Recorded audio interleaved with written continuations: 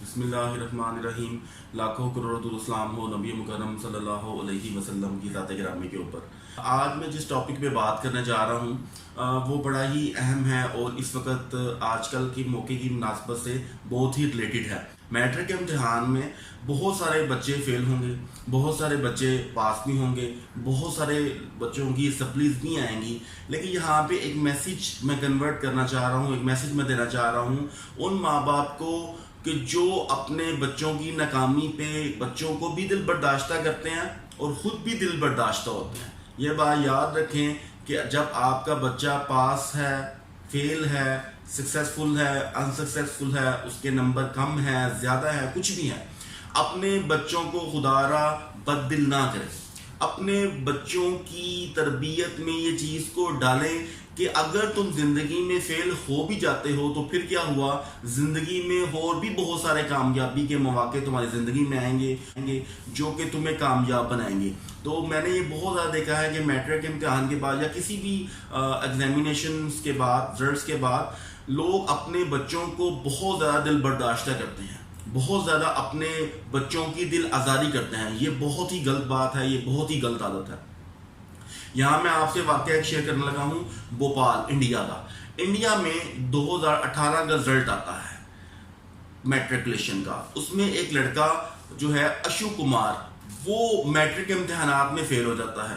तो बड़ा ही वो दिल बर्दाश्ता होके अपने स्कूल से घर की तरफ आता है। अब वो रास्ते में सोच रहा होता है कि यकीनन उसका वालिद, उसकी वालदा, उसके ख़ानदान के लोग उसको बुरा बोला कहेंगे, उसके वालिद हो सकता है उसकी पढ़ाई भी कर दें। तो ये बहुत ज़्यादा वो अजीब व गरीब अपने जहन में मामलात को, अपने जहन में ख़तरात को लेके वो घर आता है और बहुत डरता डरता सहमा सहमा घर आता है।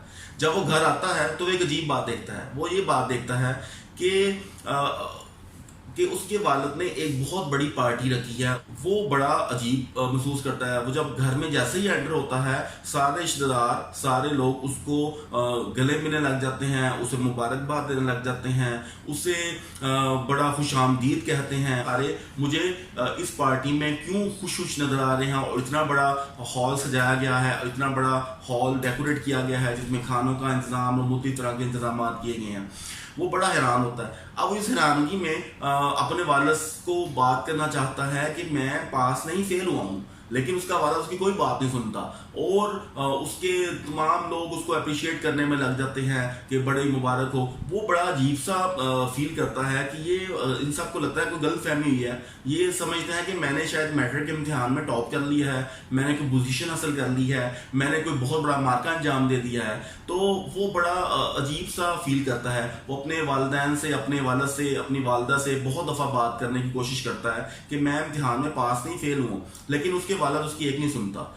थोड़ी देर गुजरने के बाद जब उसके वालिद थक जाते हैं, एक ऐलान करते हैं, अनाउंस करते हैं। वो कहते हैं कि ये मेरा बेटा है, ये आज मैट्रिक के इम्तिहान में फेल हुआ है, ये आज मैट्रिक के इम्तिहान में फेल हुआ है, लेकिन इसका मतलब ये नहीं कि ये ज़िंदगी के इम्तिहान में भी फेल हो गया है। ये जैसा भी है, ये मेरा बेटा ही है। ये ज़िंदगी में पास हो या फेल हो, ये मेरा बेटा ही रहेगा। ये अपनी ज़िंदगी में आज अगर फेल हुआ है तो ये कल को कामयाब भी होगा।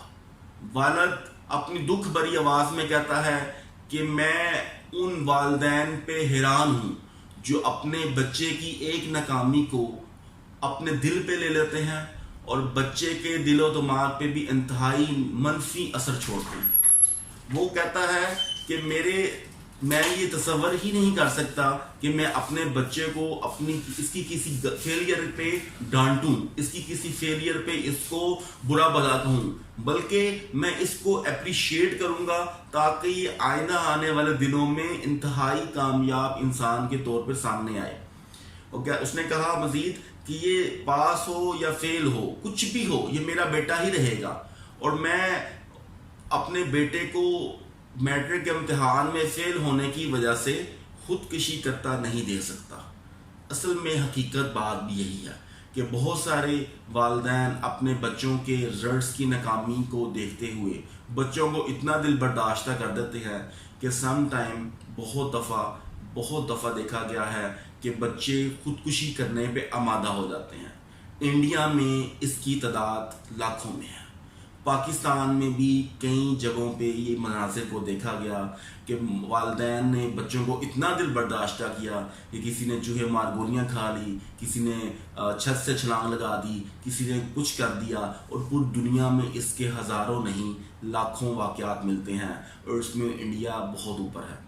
तो इस लिहाज से बाप को ये डर भी था कि बच्चा मेरी बात को, मेरी दिल आज़ारी को करते हुए वो किसी तरह से दिल बर्दाश्ता ना हो जाए, वो किसी तरह से दिल अफसरदा ना हो जाए और वो खुदकुशी ना कर ले। इसलिए अपने बच्चे को उसने अप्रिशिएट किया। उसने कहा अगर आज ये फेल हो भी गया है तो कोई बात नहीं, ज़िंदगी में कल को ये फिर कामयाब हो जाएगा, अगर फिर नाकाम हुआ तो कोई बात नहीं, फिर कामयाब हो जाएगा। एक बात याद रखें, दुनिया में एक रिसर्च की गई जिसमें ये कहा गया कि हाई ग्रेड्स लेने वाले बच्चे, हाई ग्रेड्स लेने वाले स्टूडेंट्स जो अपनी तालीमी दौर में बहुत एक्स्ट्रा ऑर्डनरी मेहनत करके ऊपर आते हैं, वो ज़िंदगी में सिर्फ 1% आगे जा सकते हैं। देखा यह गया है कि जो लोग ज़्यादा ग्रेड्स लेते हैं, जो लोग ज़्यादा मार्क्स लेते हैं, जो लोग ज़्यादा पोजीशन लेते हैं, उनमें से सिर्फ 1% ज़िंदगी की दौड़ में कामयाब लोगों को नज़र आते हैं। बाकी 99% हाई ग्रेड्स वाले